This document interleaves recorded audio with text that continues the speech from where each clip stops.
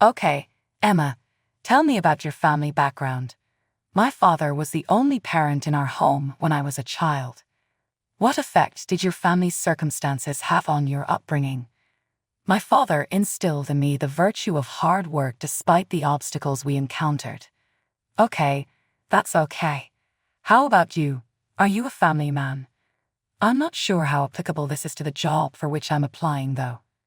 If you worked with me more, it would be much appreciated.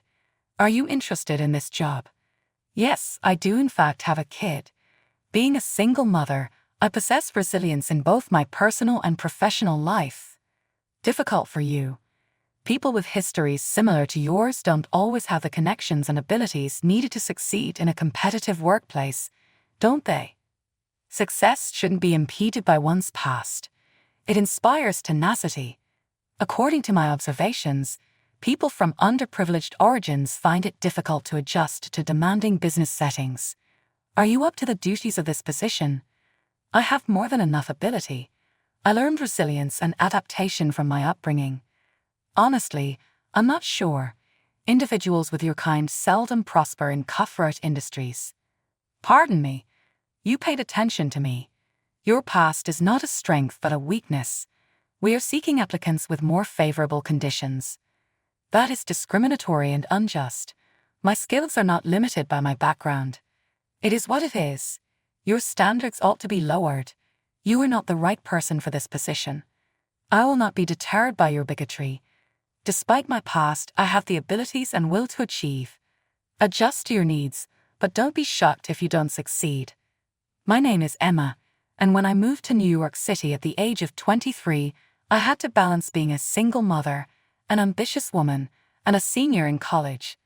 My life wasn't always simple, particularly when my ex-boyfriend James, who was nothing more than a jerk, left me the moment he found out I was expecting a child.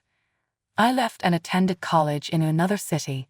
When I was left to take care of our child by myself, I realized I had to make my own way and build a brighter future for the two of us. It had been 2 years since we last spoke, but I decided I was better off without him.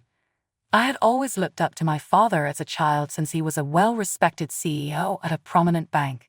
I was constantly inspired by his job achievement and unrelenting devotion. I wanted to be like him, to prove that I was worthy, and to accomplish things that he had. I became completely focused on getting a job at my father's well-known bank as graduation approached. But I was resolved not to let his influence get in the way of me. I wanted to establish my worth and ability on my own. I knew the path ahead would be difficult as I got ready to enter the corporate finance industry. Equipped with an intense will, I confidently strode inside the bank. I made the decision to keep my father's relationship a secret from everyone in the company. I desired to be evaluated just on my abilities, without any partiality. I was determined to show the recruiting managers the professionalism and commitment that would grab their attention. I was excited and full of optimism when, after weeks of hard work, I finally received an invitation to my father's prominent bank for a final job interview. The idea of becoming employed by the same organization where my father had a significant influence felt like a reward for all of my hard work. I entered the modern office building on the day of the interview with a goal. I couldn't help but notice Mrs. Johnson's penetrating glance as I sat across from her throughout the interview. She asked unexpected inquiries about my personal life, going beyond my experience and qualifications. What type of family did you grow up in, Emma? My father was the only parent in our home when I was a child. What effect did your family's circumstances have on your upbringing? My father instilled in me the virtue of hard work despite the obstacles we encountered. Okay, that's okay. How about you? Are you a family man?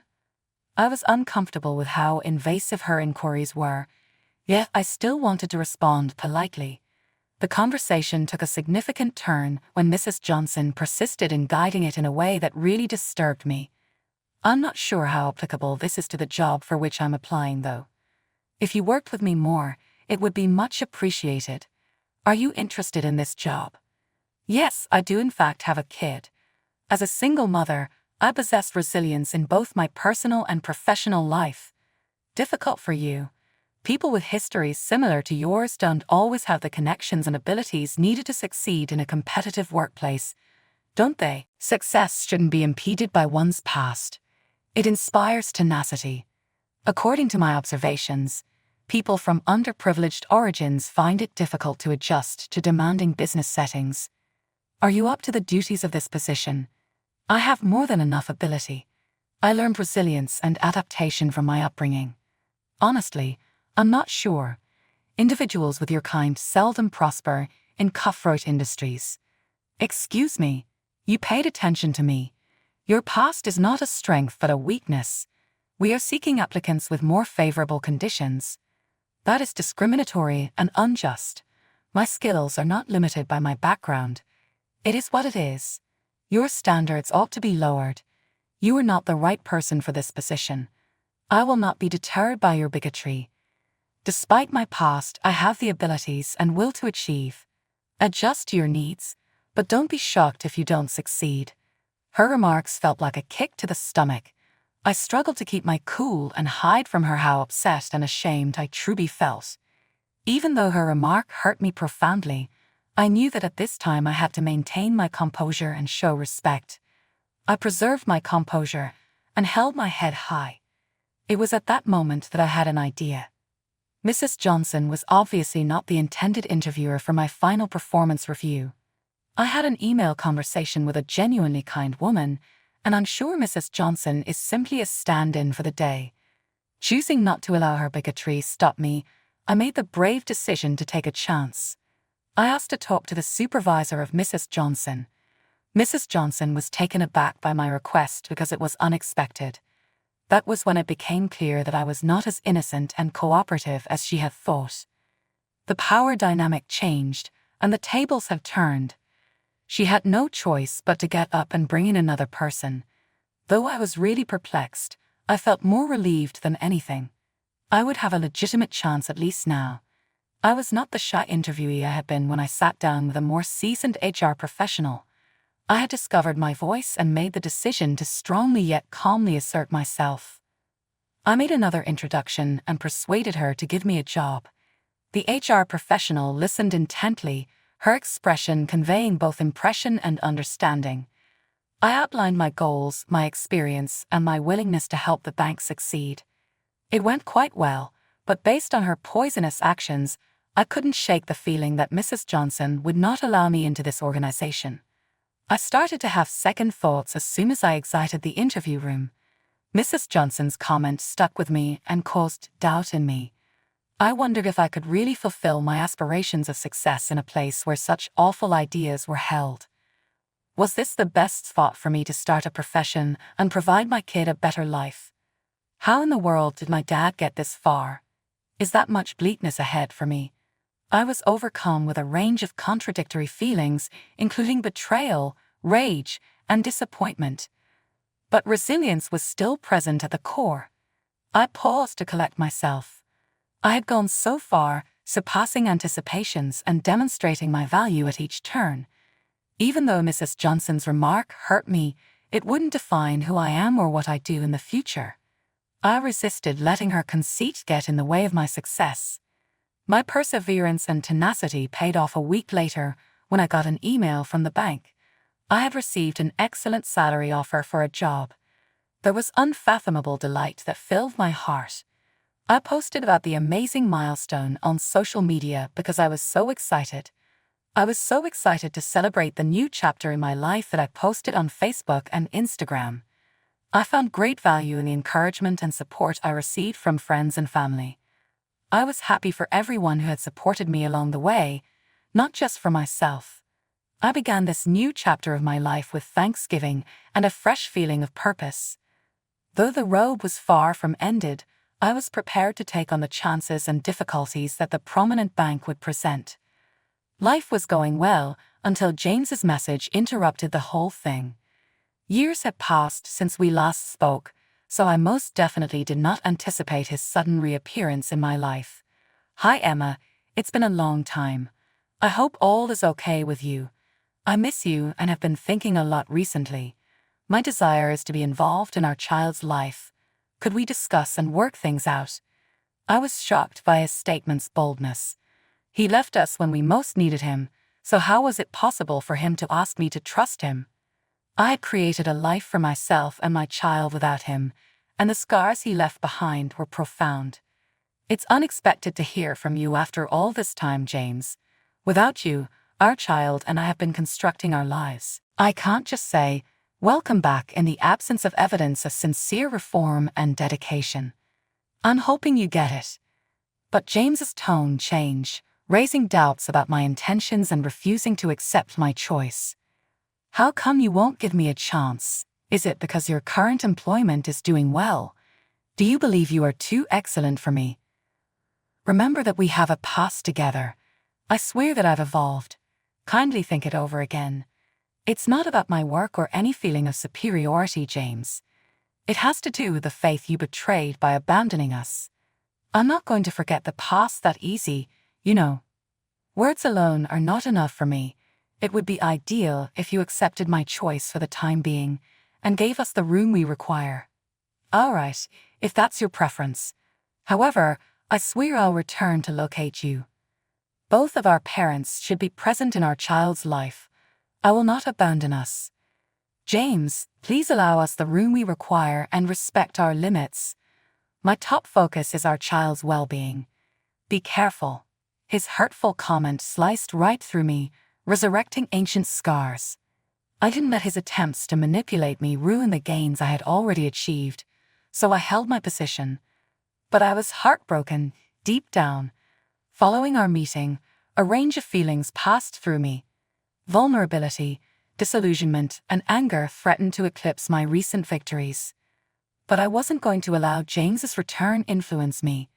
The first day finally arrived, and it was time for me to go to my workplace. I noticed something unexpected.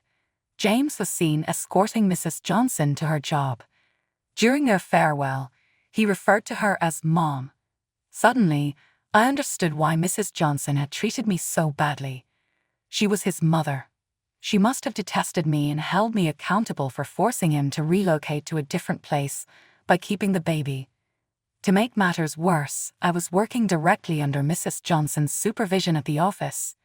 She was still being quite rude to me, but I knew that going in. I took care to compile proof of Mrs. Johnson's improper actions. I kept records of the times she acted unfairly and made disparaging remarks. It was difficult to deal with Mrs. Johnson's attitude at work every day. But I didn't waver. I was aware that obtaining proof was essential to revealing the truth and pursuing justice. After gathering all the proof I could, I made the decision to speak with Mrs. Johnson face to face. I knew in my heart that it was all because of her son, so I asked her why she had been treating me so badly. I went so far as to inform her that I knew about their relationship and how it affected the way she treated me.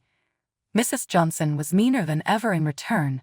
"Oh, so you did figure it out in the end, did you? Yes, my son is to blame. I am steadfast in my choice to tell him to get over you. You're not worthy of a position at this esteemed bank, and you were never good enough for him. You assumed you could enter here by waltzing in and posing as a significant figure. All right, Emma, let me tell you something. You'll always be remembered as the girl who was beaten up and lost interest in a man. You're not very good." I shook my hands and punched in my dad's number. I knew he was only a few feet behind those barriers, waiting to come in and aid, and I had told him about this before. When Mrs. Johnson saw my silence, she believed she was winning. She did not stop talking.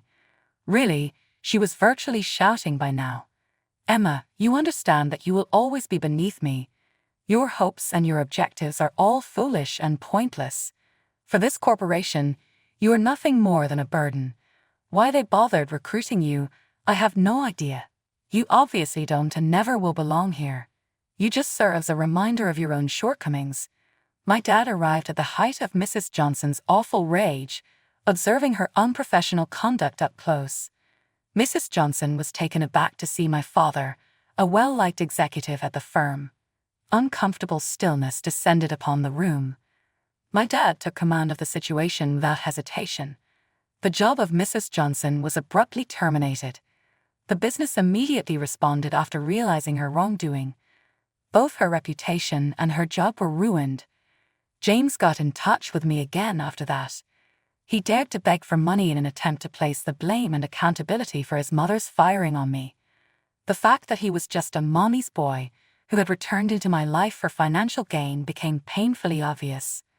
I instantly saw through his deceptive behavior and turned down his plea once and for all. I wouldn't allow him to take advantage of me. I understood how important it was to defend my rights and my child's welfare. I watched as he and his mother battled to make ends meet as I permanently banned him from our life. I carried myself with pride after these incidents, knowing that I had stood up to injustice and battled for what was right. My motivation shifted to a sense of success and the desire of a rewarding profession. I embraced a better, more hopeful future and pushed aside the poison of the past with tenacity and will. With the support of my loving, industrious father, I can't wait to create a wonderful life for my child. After all, I've got my happily ever after. How about you? Put yourself in my shoes. How would you respond?